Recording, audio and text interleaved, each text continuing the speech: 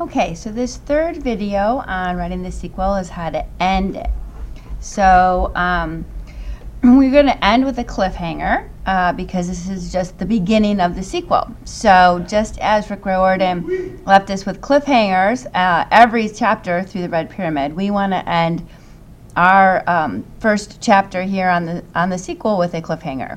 So I'm just going to go through again the different kinds of cliffhangers with some examples that you can use, and then you're going to decide which you want to use and finish your planning sheet. So one is something unexpected happens. This can be taking an action, reacting to something, arriving, leaving, changing, etc. So from chapter 1 of The Throne of Fires, which is the actual sequel, that ends with these 3 lines.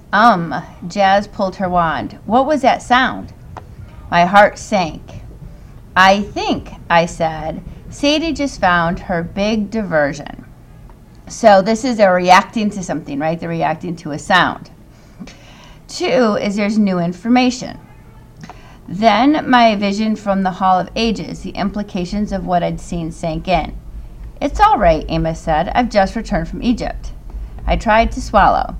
My breath almost as labored as the ghastly man Vladimir's. So have I, Amos, and it's not all right. They're coming to destroy us. That's from chapter 3. So this is how chapter 3 ends in The Throne of Fire. And this is a character realizing something, right? Figures something out. So remembers something and figures it out. She had a vision, and she just realized what the vision meant. And that's how chapter 3 ends. And the vision, of course, is someone's coming to destroy them. So creating tension. Number 3 would be the character makes a statement that reinforces tension already put in the scene. So if in your writing, I'm assuming they'll be at the mansion, something happens, right? Maybe you end with a statement that reinforces that tension. So this is from the end of chapter 2. It's Carter speaking. I began to wonder exactly what we'd stolen, if it was even the right object, or if it would make our problems worse. Either way, I had a feeling we'd pushed our luck too far. So that little bit of foreshadowing, right? That idea that something bad's going to be happening based on what they've done.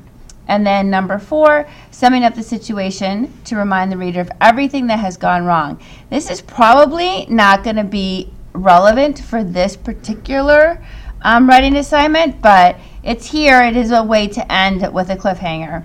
And this is from chapter 20 in The Throne of Fire.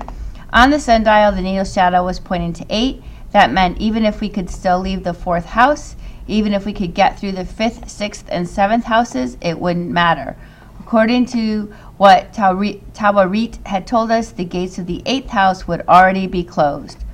No wonder Menshikov had left us here without bothering with us. We'd already lost. So clearly they didn't lose because there's 3 books. But yeah, they think it is because he's pointing out the situation and everything has gone wrong so far, makes it seem like it's hopeless at this point for the hero. So these are the 4 ways you can end. I would say you're going to really be looking at 1, 2, and 3. So decide which way you think you're going to end your sequel, your cliffhanger, and complete your form, and you can turn it in because that would be step 5.